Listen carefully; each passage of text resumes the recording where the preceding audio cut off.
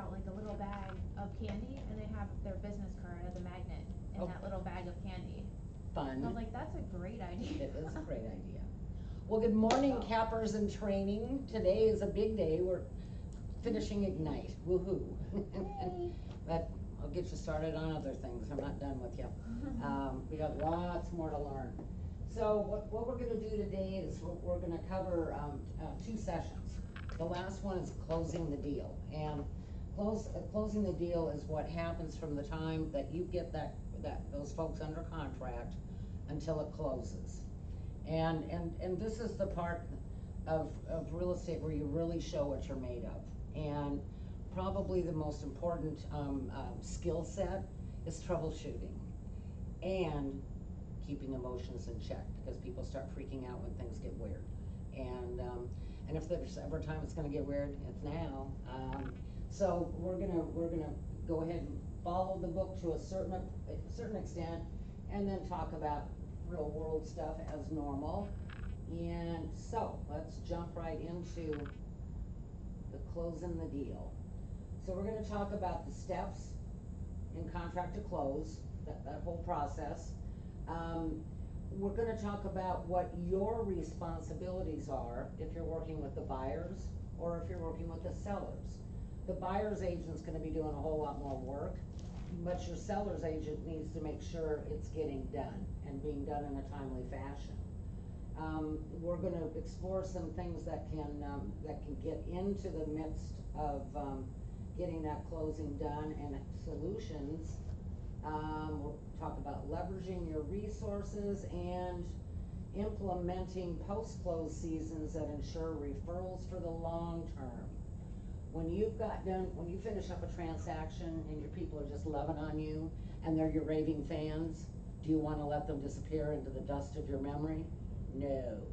Those raving fans can bring you business in the future, but you got to remember to touch them. They need to remember you're alive and still a realtor.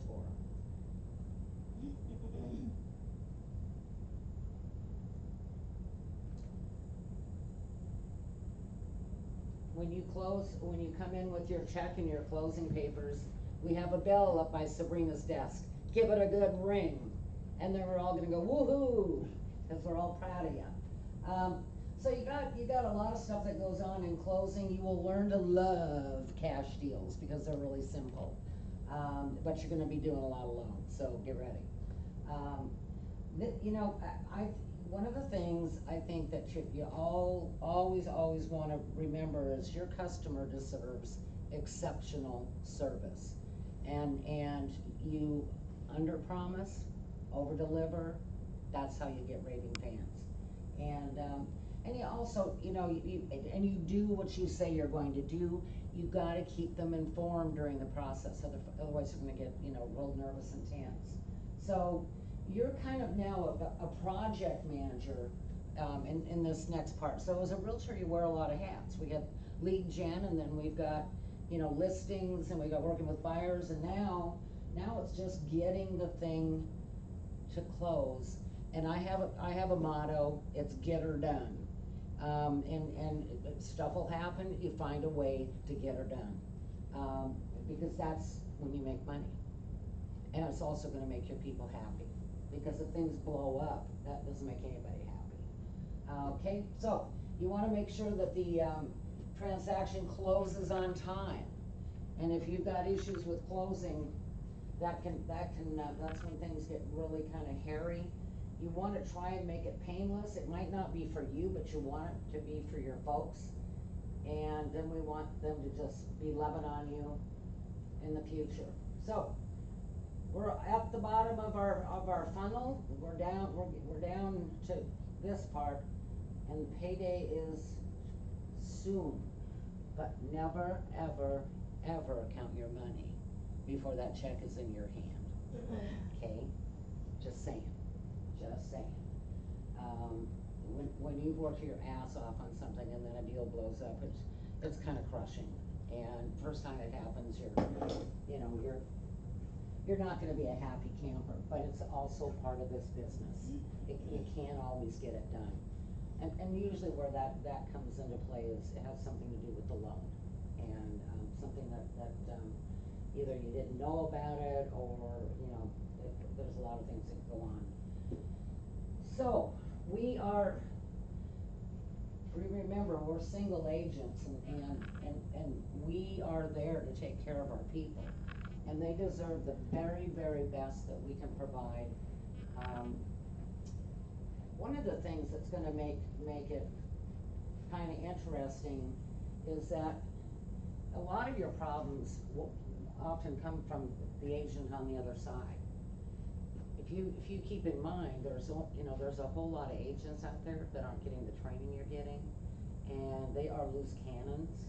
And I can't begin to tell you how many deals that I carried that other agent on my back because they were messing up. And so that back to getting her done, you know, you do what you need to do to get it done. It's gonna really tick you off if you're doing work that other agent should be doing, but, you know, the bottom line is you do what you gotta do sometimes. So, what you're gonna need to do is know your process, and your systems, get paid. So let's jump right into process, and we're gonna follow the book fairly closely today, just because I don't wanna miss anything. And not so many stories in this area, this is just more stuff. So, a closing is also a settlement. So that's where the money, you know, the debits and the credits, the accounting part of your transaction is at the end, but you got a bunch of stuff to do to get there. So if you're gonna have a buyer and a seller involved in the process, you're gonna have another agent. The day you have an attorney involved, they always make it more complicated. You're gonna probably have a lender, you know, probably at least 70% of the time, if not more. You're gonna have a closing agent in a title company or a lawyer's office. Sometimes you might have a third party if you've got a short sale property. You've got a bank involved as well as that seller and buyer, and then you've got the staff. I mean, we have and kind of just so you understand how the market center works. We've got William's our team leader, and William he's the leader of our market center. Paul owns it, and he's our operating principal and our broker. Paul and 6 mega agents are our investors. So that's who owns the company. Our market center administrator, which we call an MCA, okay, that's Lisa Rincones, and she is in charge of all the money, but a whole lot of other stuff. And it's kind of more her and William together. I'm kind of off in my own little world. I like it there. It's just my little pat world. And then Angie's involved as far as she's agent services, she's technology, but she's also going to work real carefully with Lisa.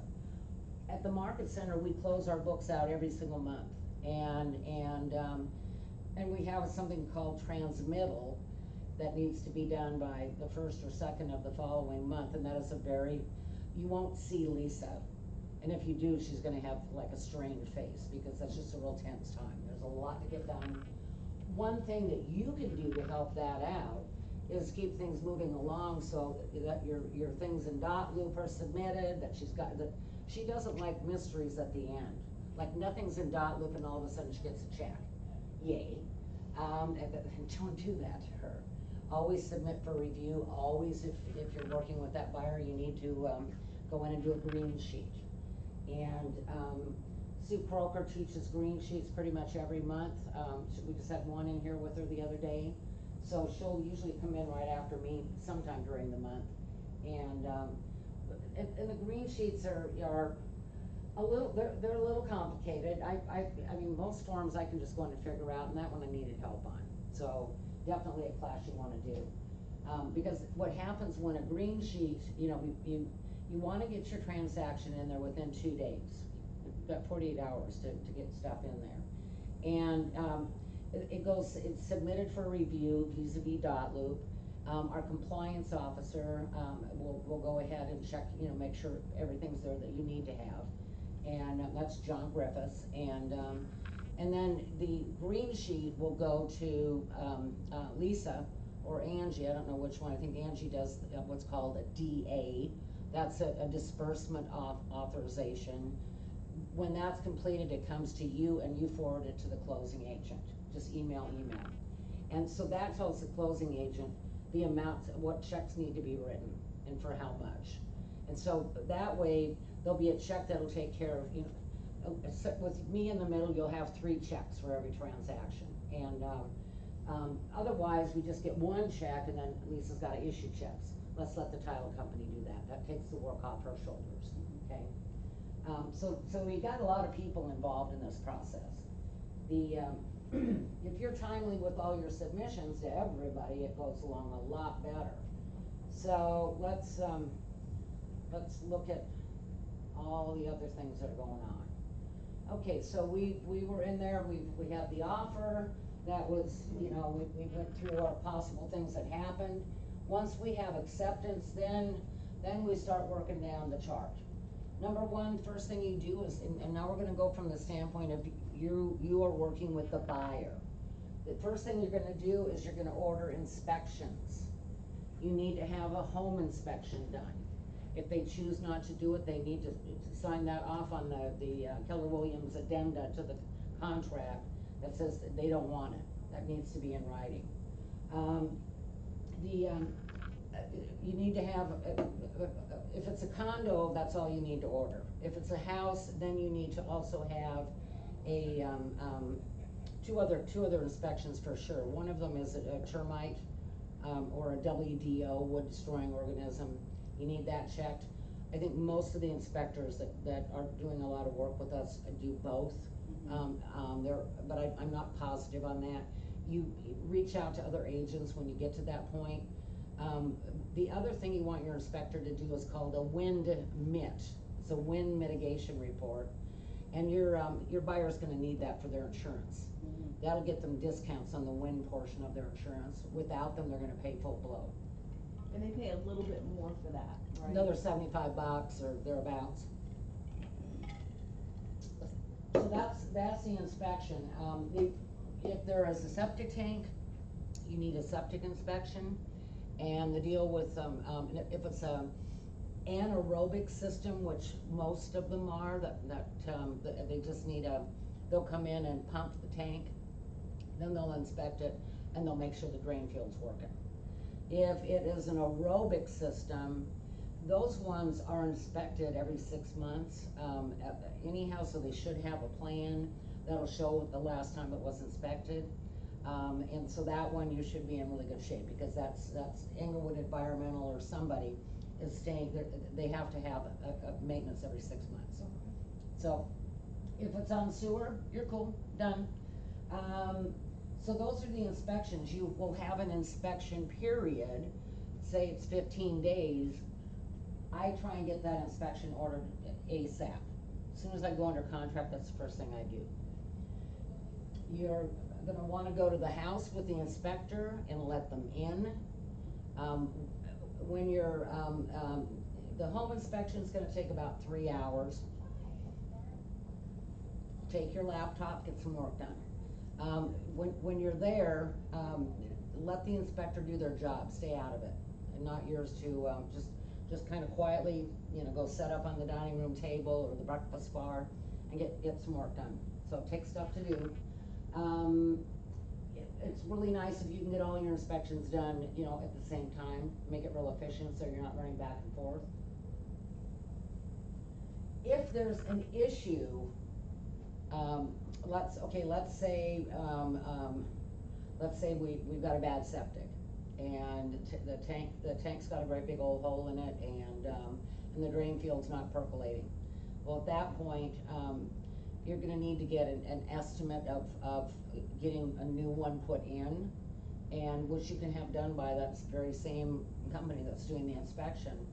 And at that point, you're gonna go right over to that listing agent and say, we had the septic done today, tank's got a hole in it, it needs to be replaced, the drain field's not working, it's gonna be $14,000 to fix it.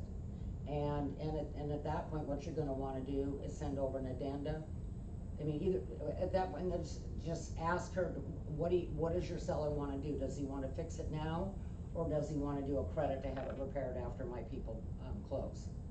That is something that your people should not be paying for. You're gonna, that's a counter. You gotta get all this done during the inspection period. You can't do it after, because once that last day of that inspection period is passed, your buyer is considered to have accepted the house as in the condition that it's in. That's a really important date not to miss. It needs to be in your calendar. In red, bold. So that's your first thing. Next thing, and if they give you any guff, just say, well, you know, your seller's gonna have to disclose this, you know, moving forward.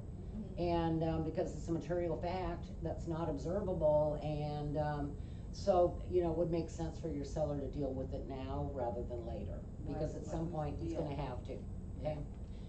Sometimes you may come up with things that they just go, no, we can't do this house. You might, you know, the inspector might find a roof leak. If we've got a roof leak, what you're gonna wanna do is bring in a roofer to give you an estimate of repair or replacement, depending. And if it's a repair, I would probably just wanna find out what the estimated life of that house is, of that roof. If it's a Federal Pacific, electrical panel, that's something the seller's gonna have to replace. What is that? It's the electrical box, the panel where all the, you know, the switches are for the various rooms and appliances and all that. Right, what's It's- Federal Pacific though, and why does it have to be switched? It's an old one, and apparently, the insurance companies will not cover, they will not cover a house with one of those in it. Okay. They won't, cover a house with a roof that's shot. They're not gonna cover a house with, you're not gonna be able to get insurance if there's there's a lot of things that can impact insurance. If there's aluminum wiring, that's a problem. I don't know a whole lot about that. I know other agents do. I've just never dealt with it. I know that you can have, issues like, up in Venice, I think there was a lot of problems with pinhole leaks and copper piping.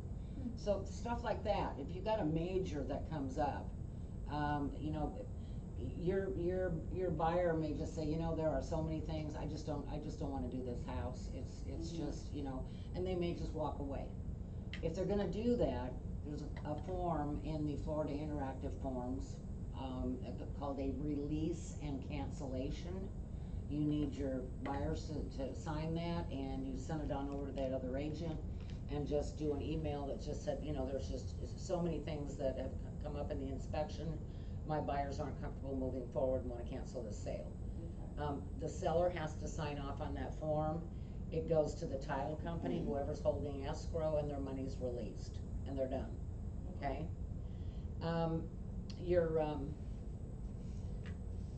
So the inspection period your inspection can come up with some really interesting things. You wanna work with an inspection that a lot of these people have been working with in this office. I've worked with, Blaine Wiley at Quality Home Inspections for years. I love Blaine, I trust him implicitly. You don't want an inspector who just is too over his skis. I had one guy that just almost blew up a sale. House out on the island. It had a really steep pitch to the roof, and one of the things that you when you're doing your wind mitigation inspection is you've got to come in there and find the straps, and they need to know the nail pattern, and these are the straps that hold the roof on, and they need to look at the nail pattern, and so we could not get at that because it was so far down. Well, he made a really big deal about it, and my buyer was there, and he started getting really freaked out about the house. He wanted to go in and rip out soffits so that they could see it. That's called damaging the house, and so it was just one thing after another, and my guy, he had buyer's remorse from the first minute. And I mean, we were down to the day before closing, and he calls me. His name is Greg Coleman. I just love Greg and Carol. But Greg was a nervous Nelly. That guy owns a salvage company in Lakeland, and he's just filthy rich, but he calls me the day before the closing. We've been through nothing but hell, and now we're good. Closing's tomorrow morning, and he calls up and tells me he's leaving his lawyer's office. And I said, well, that sounds promising. And he didn't laugh. And so he says, oh, he said, you know, I've been thinking, I really am upset about the fact that Kevin Mackin, the agent, the listing agent, had the wrong square footage on that MLS printout. And he says, you know, it just, my lawyer says I can cancel the deal because of that, and he was going off and on, and I said, Greg, I said, for God's sakes, I said, you didn't fall in love with 2,021 square feet. You fell in love with the house. Mm-hmm. And he said, yeah. So he said, well, I just want Kevin, I just want to know if Kevin did that on purpose or if it was just a mistake. And I said, okay. I said, I'm on it. And I called up Kevin, and I said, Kevin, I said, Greg Coleman's freaking out again. And Again. and so and I said, where'd you come up with that number? And so he's in the file. It sounded like his phone was right here. It's like, Yeah. and he's muttering, and he's looking and muttering, and he finally goes, I have no idea. Oh, no. And so what I did was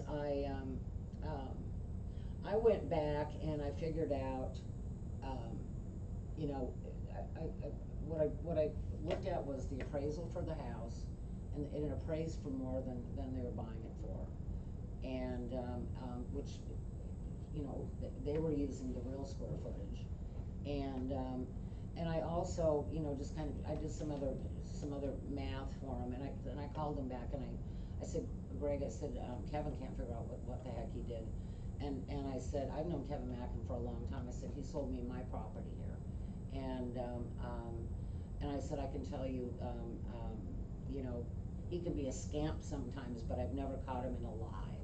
I said, I've never found him to do anything like that, and I says, it just was human error. I said, he was not trying to deceive. That was not meant to be false advertising. Like, what was the difference between the actual and what was? It was right? about 250 square feet. So it was a bit. Significant, yeah. And then I went over some numbers, and I, you know, and I just, he was finally cool with it. Next day we closed. I got in the conference room, and Greg looks at me and he says, I bet you're gonna be glad when I signed the papers. And I said, you have no idea. Yeah, it just the whole way, I was just fighting him. It was driving me nuts. And here's what was really crazy. It was a multiple offer situation. And I went back and I said, okay, you know, when they were ready to make an offer, I said, Kevin has told me he's got another offer in. They said, well, what's it for? And I said, he can't tell me. And I said, I have no idea. And he said, well, what do we do? And I said, well, it really gets down to, you know, how much you want the house. I said, you know, I put my best foot forward. Well, about 5 years ago, I was at an island, the street dance, and Carol was a little bit in the bag later in the evening, and she says, you know, Greg and I have always been kind of pissed off at you for a long time. And I said, why? And they said, well, we paid too much for our house. And I said, what do you mean? Well, Jerry and Andrea, who are now their next door neighbors, they bought an REO next door. They were the other offer, and it was a major lowball offer. Oh. And they told him that they shared those numbers. And it was like, I said, you know, I tell you the same thing all over again. I said, you put your best foot forward. And I said, you know, you don't know. It could have been a good offer, or, as in this case, it was a lowball. I had no way to know. Right. And I said, the way I put it to you is, you know, offer what you think will get you the house, you know, and you know, if you don't want to lose it. Ha! Crazy. Okay, so we talked about inspections, your home inspector's gonna send you a report. Normally, the first part of the report is a lot of details, and some of it are suggested maintenance items. And then then there should be a summary, and the summary are items that are warranted under the FAR contract, the non-as-is one, and it's gonna show those in there. And, your seller, no, excuse me, your buyer owns that report. You're gonna get a copy of it. The only reason the other party gets a copy of it is if you're, if you're wanting to have a repair made. And then you send them the summary, not the devil in the details. Otherwise, if the deal falls through, they can use that. Is that right? And then you pay for it. One thing to know, when my friends ran Priscilla about the house or the one that offer that went in over Christmas, Blaine Wiley, he does a lot of inspections out in the island, I'm not the only one that uses him, he had done the inspection for the folks, and Mike had given us a copy of it. And no, he told me Blaine did it, and I called it Blaine, and he didn't come out and do another inspection. What he did was he just put in new names and he charged us $75. And so we got you, so it saved us some money. Don't let people not do an inspection because of money. Because if they're going, oh, we don't wanna spend $300 or $350, whatever a septic is, just say, would you rather spend 14 grand later? Because you don't know. That happened to some friends of mine on the island. It's really expensive there because to put that great big old pump truck on the barge, it's about $950 to do a septic. So there's no small amount of money. And my friends, John and Kathy Sickles were working with, they had two friends that were agents. I got their sister, or her sister Susan and her husband Howard, who bought one of my listings, and Kim Spallone got them. And Kim didn't insist on them doing a septic, and it was $14,000 that they ended up paying out a year later. So that's your inspection period. If there's a loan and your buyers, they've got 5 days to make application for that loan, make sure they hop on it. And then you've got 30 days for that loan approval. You need the loan approval in writing.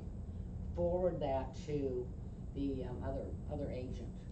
And one other thing, getting back to inspections, quick little last footnote is, if you get the inspection done and everything's fine, a very professional thing to do is to send an email or have actually have your buyer send you an email and forward it to the other agent saying, we are releasing the inspection contingency and wish to proceed to closing.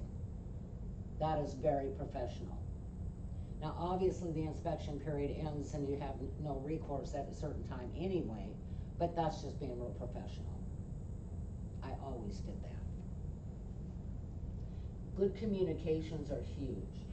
And that's the kind of stuff that will make another agent want to work with you again and again, because it just takes all the questions out of the whole process. So we get the loan application going.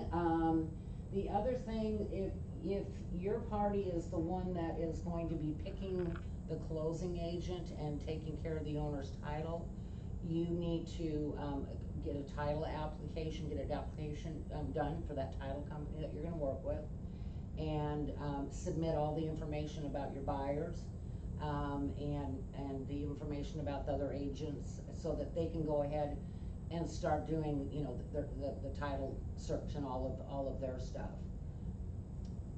There are, so that's starting the clearing title process. So what they're gonna do, the title company goes back and they look at the chain of title. And then what their job is to conclude that the sellers have the legal right to convey that property. Convey means selling, and your title insurance, your owner's title policy, ensures that work was done right and that person is good. If there's a loan involved, there needs to be a lender's title policy. It's inexpensive, and that one's issued in the amount of the loan. The owner's one is in the amount of the purchase price. At closing, they're gonna get a copy of and maybe before closing, of the preliminary title, owner, the preliminary commitment, and then the report follows after closing, okay? So that's title insurance. You wanna give them, if there's any special things that need to come out of the money at closing, for example, let's say we did find that we needed a new septic, and it was gonna be 14 grand. That addendum that you put together and have signed, that goes to the title company. When you send in a title application, you're gonna send in a copy of the contract, the fully executed contract, means everybody signed it, and you're gonna send in a copy of any riders to that contract. And one of the reasons why it's really good to have a very legible contract, back when we used faxes, my God, you should have seen some of those, they couldn't read them when they got the title company. They were just absolutely illegible. Dot loop and things of that nature have made this a whole lot better. The other thing that you're gonna wanna do if you've got that buyer, and that needed to be done soon, after acceptance, was to go ahead and get the check sent to the title company for the earnest money deposit. Because remember, you've got 3 days from the effective date. So, just a reminder, the effective date of the contract is not the date the last party signed. It's the date that signed thing went to the other agent. So, keeping in mind my friends on the island, it was signed by the seller on the 29th of December, but because of problems with email, I didn't get it till January 3rd. January 3rd was the effective date. You can't start doing your things until you got that final contract, so that's why the timelines start then, okay? Usually you're getting them the same day, and it's kind of, it's a moot point. Keep a copy of that email in the file, or whatever proof you've got, okay? So we talked a lot about the loan process the other day, so I'm not gonna go through with that again, with the underwriting, and clear to close is gonna be like music to your ears when you hear that. Remember on that loan, and this is really, really important, that closing disclosure has got to go to the buyer 3 days before closing. If it does not, you can't close, and that's gonna be a problem. Most people wanna get the deal done, but we run into things like simultaneous closes.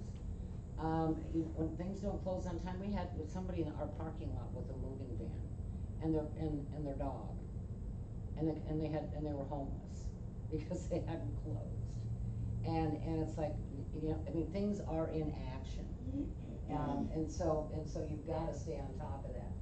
So the closing disclosure, essentially, it's just the money. It's just the breakdown of the money. It's gonna give them wiring instructions. Your buyer is gonna need to wire the money that is due from them on that purchase. And I want you to know about wire transfers. Be sure your buyers do them in the morning. Most banks cut them off, 11 or 12 o'clock noon. And then they'll send out all their wires like 3 in the afternoon. I would probably have my people go in the day before that and wire that money, because if you're closing in that morning, that wire may not be there yet.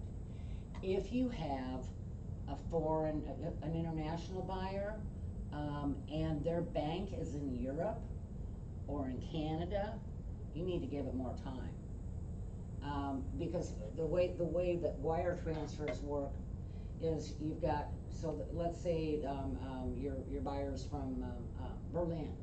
So they're gonna have their bank in Berlin. They're gonna wire it to a correspondent bank that is then gonna wire it to a correspondent bank that they have in the States, probably in New York or somewhere, Charlotte. And then from there, it's wired to the local bank. So you can have 4 days here.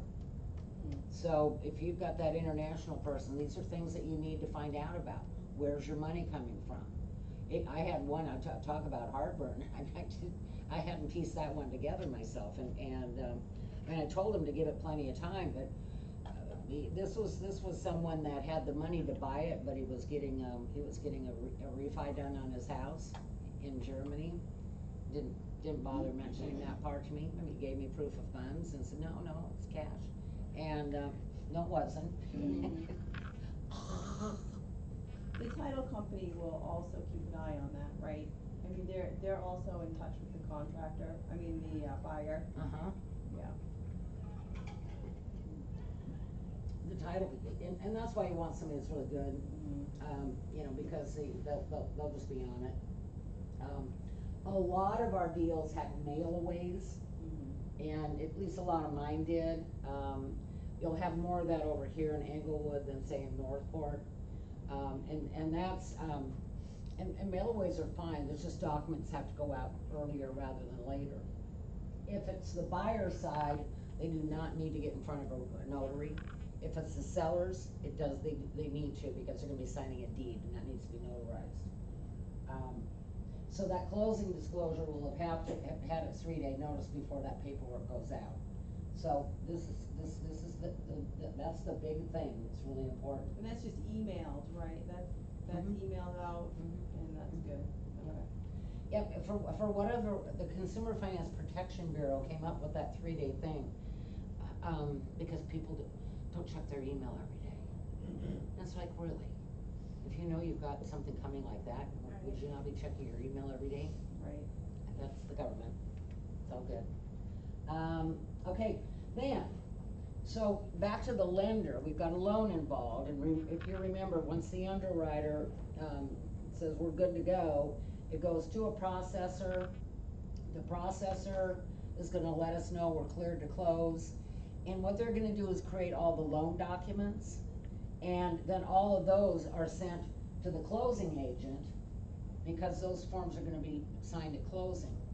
They wire their funds, the loan proceeds, and I will tell you, keeping in mind how wires work, sometimes I've always liked to have, if I have in-person closings, I like to do them in the afternoon, because I've had to sit and wait for, before my people could go, because they did not have the loan had not been funded, which is the terminology you use. Okay, closing, owner takes possession, unless you have one of those myriad of other things that could be going on, like renters and, tenants and whatnot. So at closing, they get keys, they get remotes, they get anything, if you got that seller, you wanna be sure they leave, all the manuals on all the various stuff in their house, and the deed is sent out for recording. And one thing that you'd wanna do during that period is be sure that your buyers, early on in the process, they also need to go, start talking to an insurance agent. Forgot to mention that's early. And because as of the date of closing, that policy needs to be effective, they need to pay the binder, the money to the agent. So that's something else that you wanna have, be sure they're on. The other thing is they need to get utilities set up, okay? And, so that's the buyer's end, buyer gets the keys, they go to their home, and then it's wonderful if they walk in and everything's clean and nice and there's no crap in the yard, but of course that's not always the case. And who do you think they're gonna take it out if it's not the case? You. You're gonna get all pissy. It's like, so with your buyer, you need to do a final walkthrough the day before closing. And there's a form that they sign just saying that they're cool, the house was in the condition it was before. If something pops up, like it's 95 degrees in the house and the AC stopped working, you've got an issue. And I think we talked about escrow holdbacks the other day, if there's a repair that needs to be made, and that's gonna be that estimate, plus another 25%. And when that's completed and the paid invoices provided to the escrow agent, then they'll release that. So I was closing on my house in Orcas Island. Here's a really just a horror story. And I remember I told you about my well issues, my water issues, because we had a very unique system. So we had, drilled out that well. We had two deals blow up. One was about the well, and the other one was credit. And finally we had our deal. It was a cash deal. Life was good. He'd agreed to buy my furniture. I was selling the furnishings and for a nice sum, and nothing close to what I paid for them, but they just weren't going to work in Florida, especially with the tropical colors I have in my house. I like color.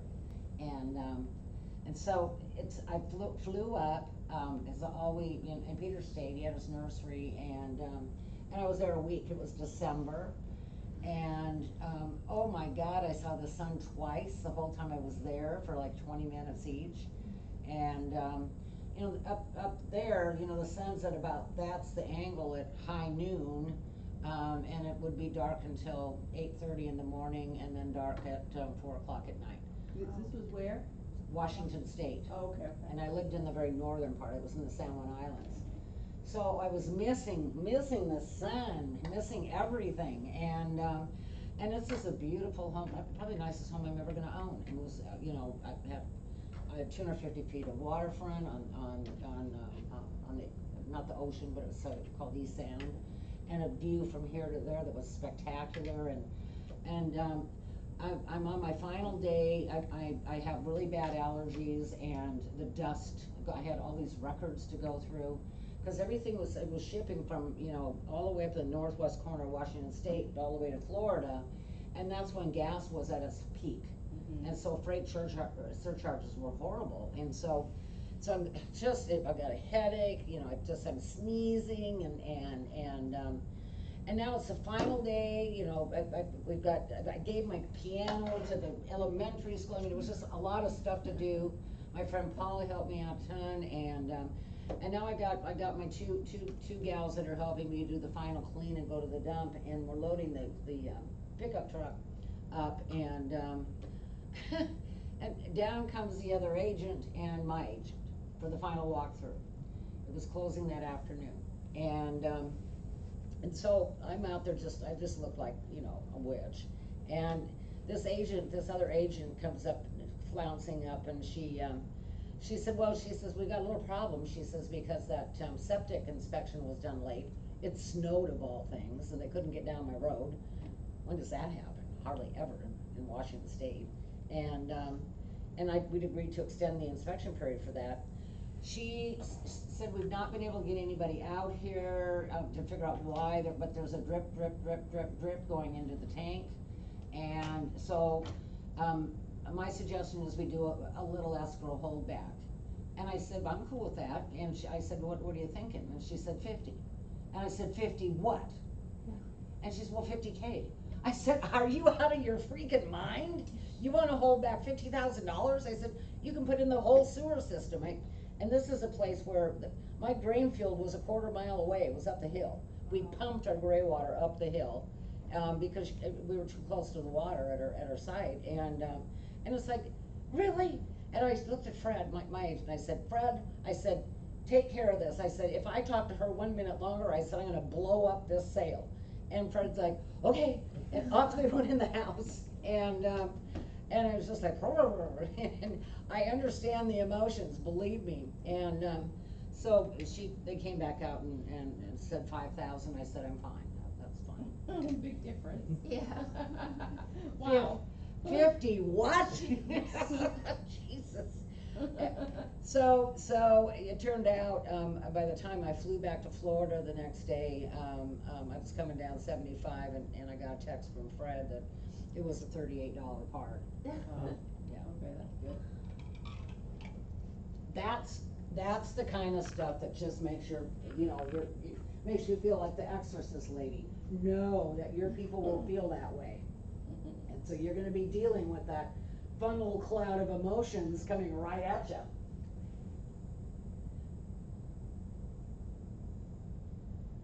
Alrighty.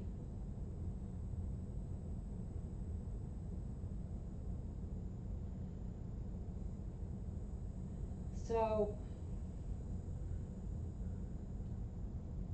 we've talked about inspections, we've talked about clearing title, we've talked about the loan underwriter and funding, we've talked about the closing disclosure. And by the way, that closing disclosure includes the loan terms, the projected monthly payments, and the closing costs, along with the settlement statement. And, so that's what has to go out 3 days ahead of time. Normally face-to-face, they don't usually put the parties at the table at the same time.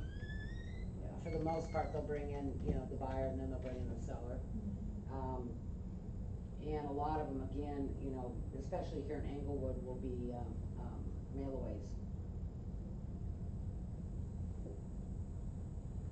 So, one of the things is we've got some checklists. I've got something that I think I'm gonna go in and clean up and redo for you guys that might be kinda helpful. Be sure you just stay on top of things. Keep in communication with that lender.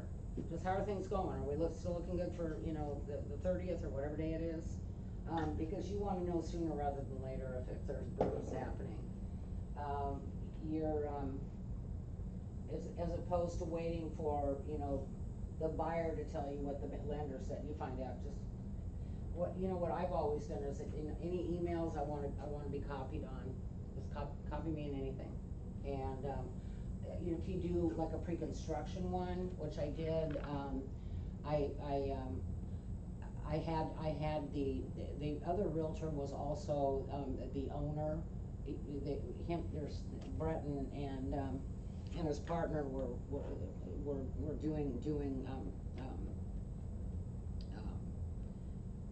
doing pre-construction sales, and so it was their property, and so I had John, his partner, deal directly with my people, because I just didn't wanna get in the middle and be, we were talking about upgrades and all kinds of other stuff, and I didn't wanna get in a position of misunderstanding something. So I said to this males, I want you to work directly with John Harms, who was the, agent. I said, but copy me on everything.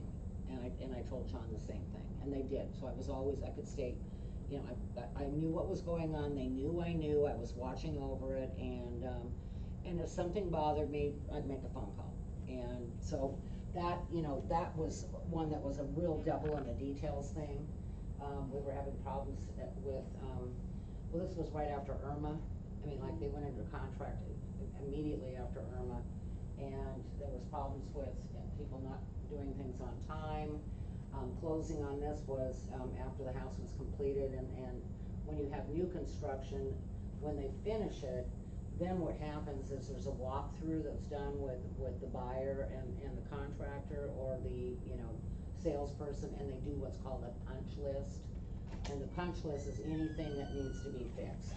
A paint was missed here, and it's just a real, devil in the details thing. And that stuff needs to be fixed before it can close.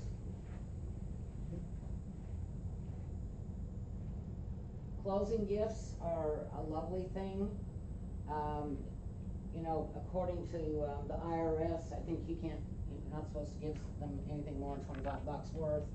I will tell you what I always did for my closings, especially my buyers, is I took them out for dinner.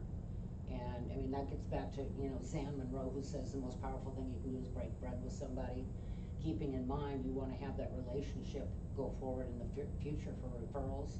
Now you're getting to know them as other than a customer or a client. Now they're becoming people, and they're always fun. Everybody's happy, and I take them to a nice restaurant, and it's $150, $200, whatever. Mm-hmm. And that's just a really nice way to end it.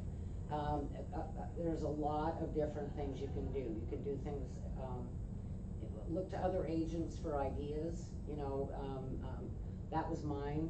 Early on, I used to give them a tree out of Peter's nursery. And just said it'll be a gift that keeps giving, unless they kill it. Yeah, me too. So you've got right here, you've got a nice checklist that you can print right out of Ignite. It's actually a pretty good one, I just use that thing. Your listing agent, on the other side, you know, if you're the one, if the seller's, choosing the closing agent, then you're gonna order up that title. And that's, and you do that first thing. One thing to know, if there's a condo or a homeowners association involved, the closing agent's gonna need to get an estoppel letter from, that association, and that basically says, you know, they've paid their dues, or dues are current, or not, and then the other part of it is, condos associations particularly need to, be approved. Those people need to do an application, there's a fee involved. Seller pays for the estoppel letter, the buyer pays for that application. So if that's involved, get them going on it. Insurance during hurricanes, it's real important that they hop to that during hurricane season. They have made their boxes smaller than they used to be, and we've found that they're binding closer to, you know, a storm than they used to, but you still don't take any chances.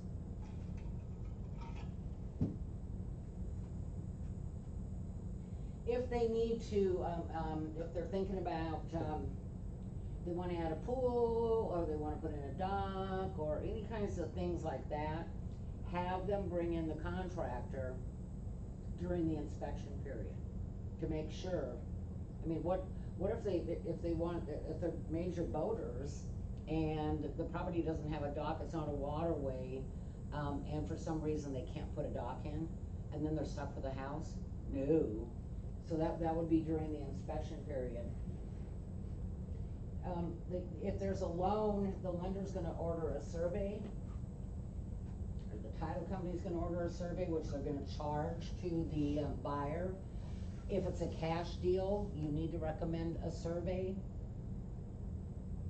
I have seen many, I think we talked about the survey with the county road easement through the living room. Mm-hmm. Yeah, there's stuff that happens. I know, I had an agent that had a real problem with a property out in Minnesota Key, and it was actually difficult to get through, but we, you know, got her done.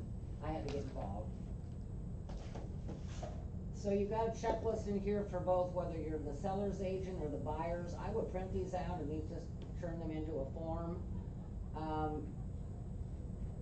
It is proper for that agent of the buyer to let the listing agent know when inspections are. I was talking to Jen Philbrick yesterday. She said, Pat, I showed up at my buyer's house. She said there was 2 inspectors out in the driveway. She said that other agent never told me anything. I said, really? Seriously? And I mean, it was just lucky, dumb luck. You don't do that. You always let that other agent know.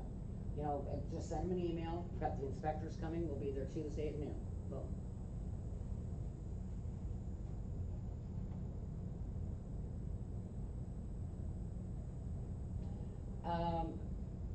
Appraisals, that will be done by the lender.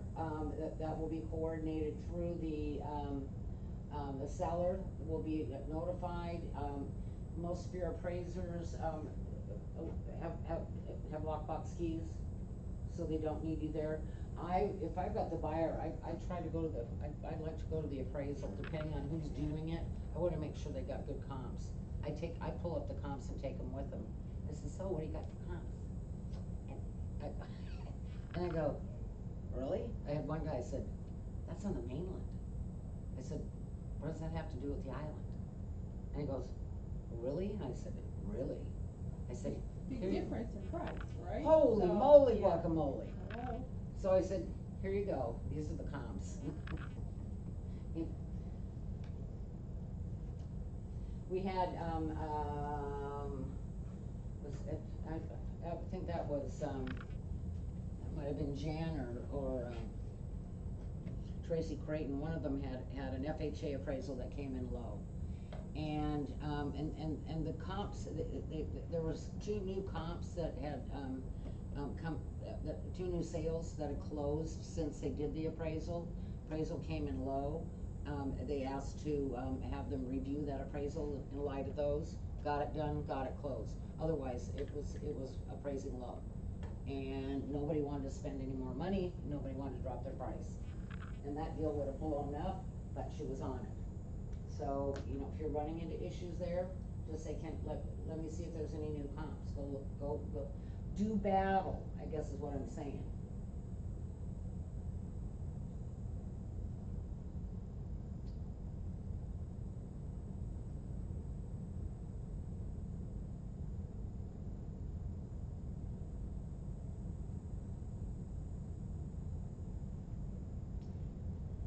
Okay.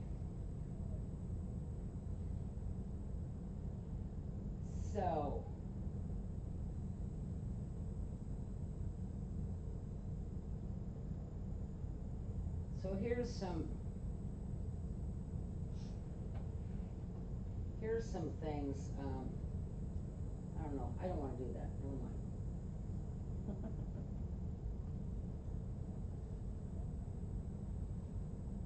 Okay, actually, let's go back, we're gonna do these together. Okay, so we know appraisals, if they won't support the price, won't support the loan, we know at that point what we need to do. We talked about that. It doesn't, it won't match the CMA usually. Loan approval and funding, the delays, remember that all-purpose extension form? Have it handy. If you've got the buyer and let's say that lender says, I'm not getting any of the documentation I need, I've asked for this, this, and this, and this, you need to be all over it.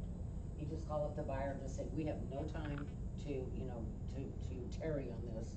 This needs to be done promptly, underwriter's losing patience. If there's credit issues, sometimes that can be dealt with, sometimes it just blows the deal up. And if you've got somebody that thinks that knows they have credit issues, maybe they should do a little bit of credit repair and wait 6 months and come back at it. Because usually, anything under that 620, they're gonna be really hard pressed to get anything. But the bank is gonna do a pre-qualification, right? Or they're gonna do a pre-op, before you get into all this, right? Well, stuff will come up. Here's the thing is they, they'll give them a pre-qual that they can, if their debt to income supports it, but they're not doing a credit report, they're not doing the full verification of stuff. And so stuff can show up on the credit report where, stuff they said that debts they didn't say they had. Gotcha. And all of a sudden, we've got debt to income problems. We have one that there was a foreclosure, and it needs to get to a date in December, which will give it the 3 years, waiting period before you can get another loan. And now it's down to what, will the seller let them extend closing long enough to deal with that? Okay. That I don't know how that didn't get caught earlier. Neither does the agent, that's our agent, that should have been caught, by the lender. And I said, yep, because that's all, So a lot of this is some stuff you can fix, some stuff you can't. I mean, do you ask those kinds of probing questions as an agent? How's your credit? Does everything look pretty good? Or you just say, Not my job. gotcha. I don't wanna know about the credit. Okay. I mean,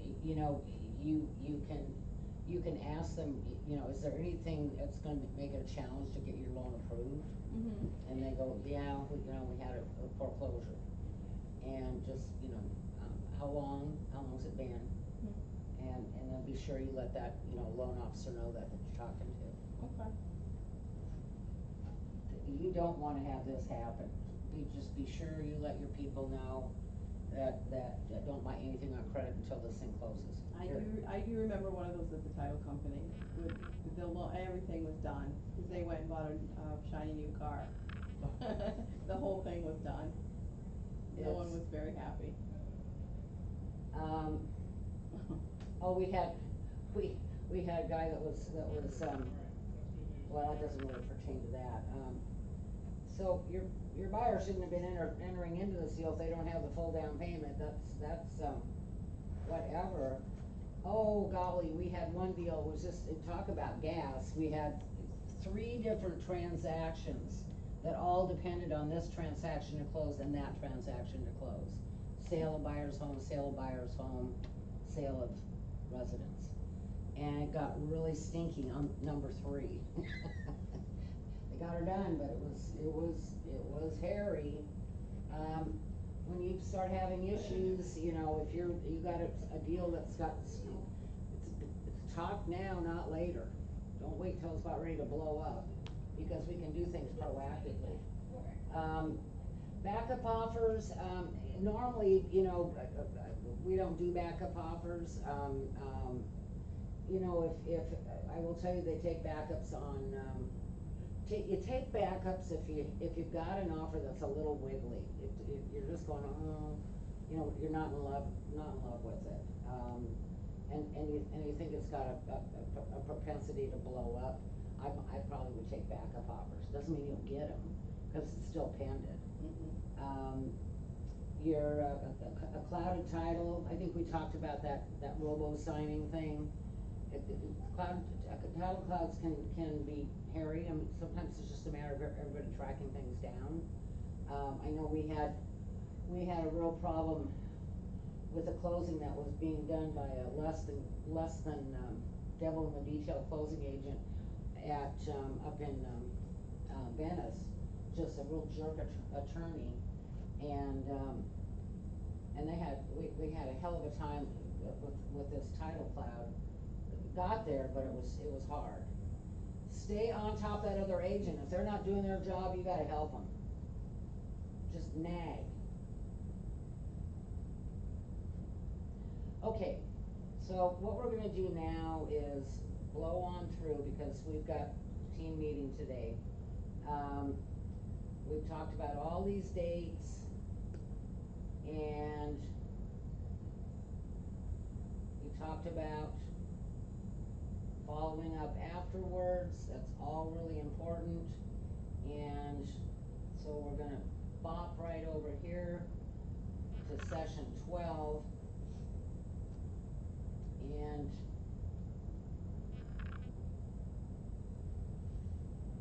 I think these are all, you know, develop a habit of tracking your numbers. Remember when Ramon said that they knocked on 40 doors and they got 1 warm lead? Well, 45% of those people were up north. Houses were probably at shutters and whatnot. So when you know, okay, I need 40 doors to get a warm lead, that you know, and I need this many appointments to get a contract, you start making your business predictable. And so you want to pay attention to your numbers at all times. I want to dash up here. Whoops, we're going to go right into a video. Okay. Let's try this again. Yep. Needed to recognize it.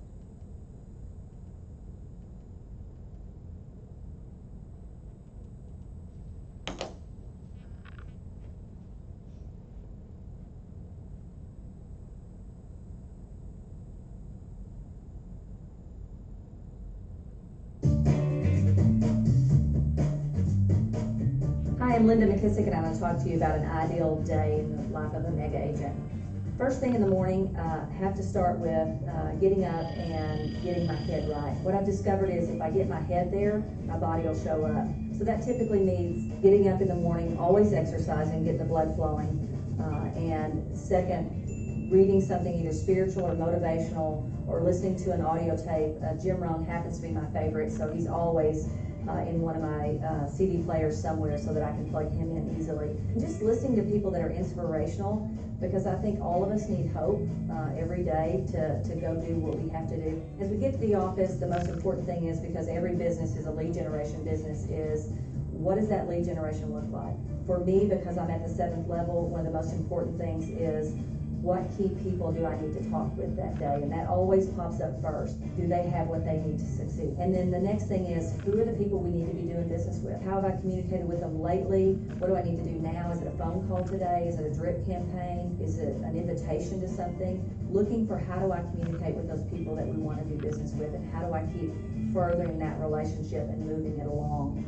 I've discovered my business energy is highest earliest in the morning, earliest in the day, and earliest in the week. So I front load my week, Monday being the most difficult day with all the contacts and all the lead generation that I need to do early in the morning. And that frees me up to have the afternoon to kind of just work on plans or projects. Typically what I find is through the week, Monday and Tuesday are heavier, and Wednesday, and by Thursday and Friday it's pretty more entrepreneurial of just off the cuff. And then the evening on Mondays or through the week is, it's always about family, because the reason we do what we do is so that we can build a great life and build great memories with our family. So our kids are very important to us. We're very involved. It's what are we going to do as a family? What do we need to do as a family?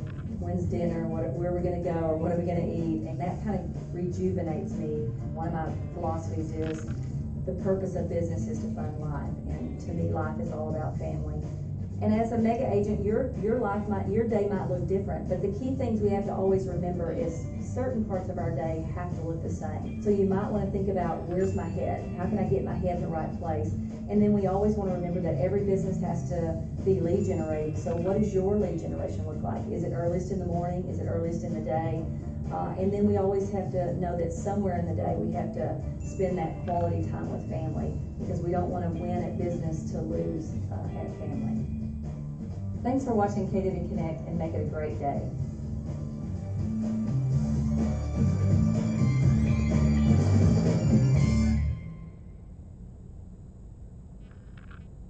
Linda McKissick is awesome.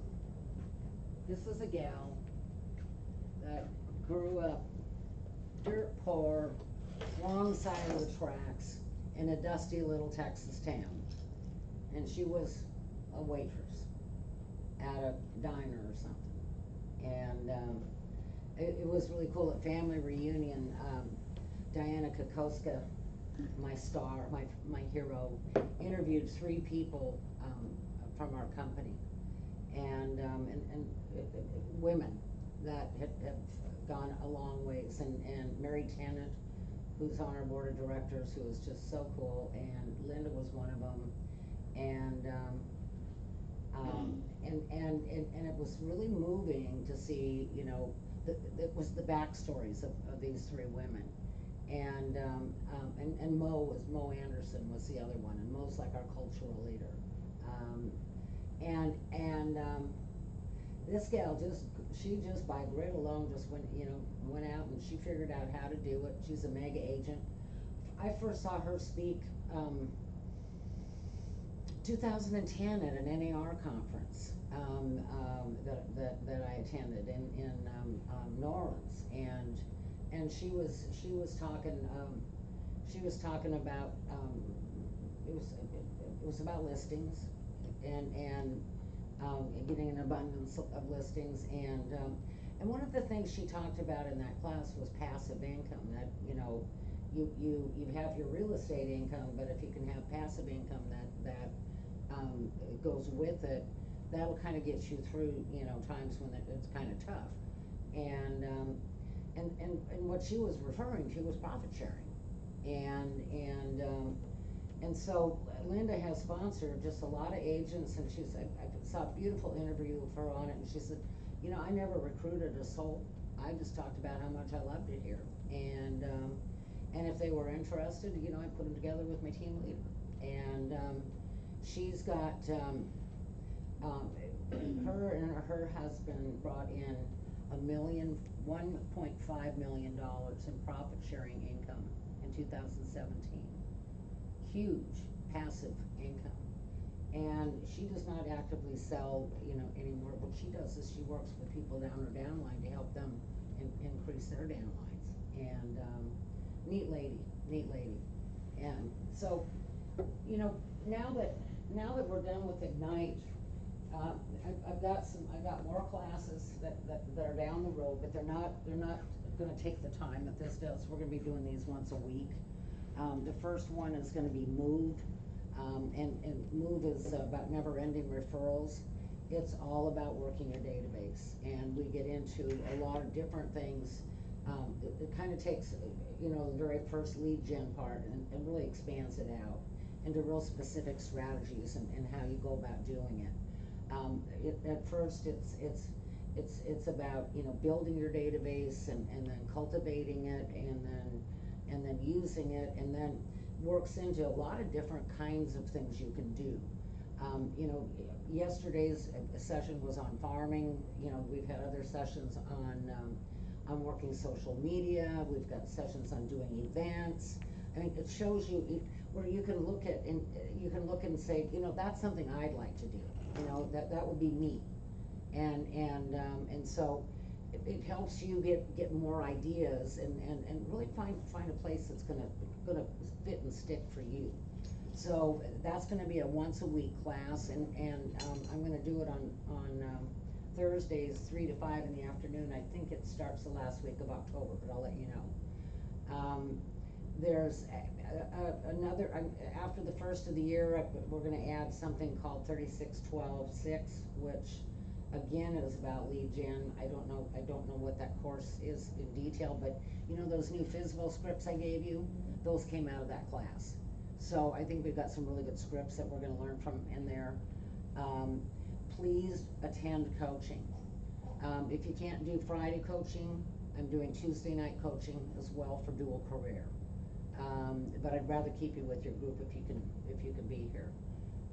But it's really important that you stay engaged, because each time you're gonna get better and smarter, and we need, I can't give you anything if I don't see you. Right. And if you go dark, it's just like, you know, you're not gonna make it. Is the bottom line. So know that, you know, we're gonna have homework each week from our coaching sessions, and I'm gonna probably move, you know, I'm gonna move part of your group up to my 11 o'clock, because my bottom group is gonna get too big. I can't have more than about 12 people, or it's just way too many. But we'll let you know when that happens. Yeah. So let's So take. you're gonna stick to 9, will be 9:30 for You're now. you're gonna stay at 9:30. Yeah, early's good for me. And other than that, we gotta get out of here. I forget about team meetings. I gotta be done. So we can just leave our stuff here. Just leave your stuff here. You Yeah. bet. So you guys, it's been fun. If you missed any Ignites, come back. Yeah, I missed one. And I got you yours, and Yep. have you missed any? I missed the one when I went to the board for the mandatory, I'm not sure which number that was, but it was on the, it was number 4, okay. Yes. Okay. Do you want me to just get it out of the book, or? I can send you the link Okay. to it if you wanna watch the video. Yeah, that's good. Okay, cause I sent that to Blake and Amanda. Okay. Oh, let's. You guys not staying? I'm staying. You're staying? Okay. I'm just putting my stuff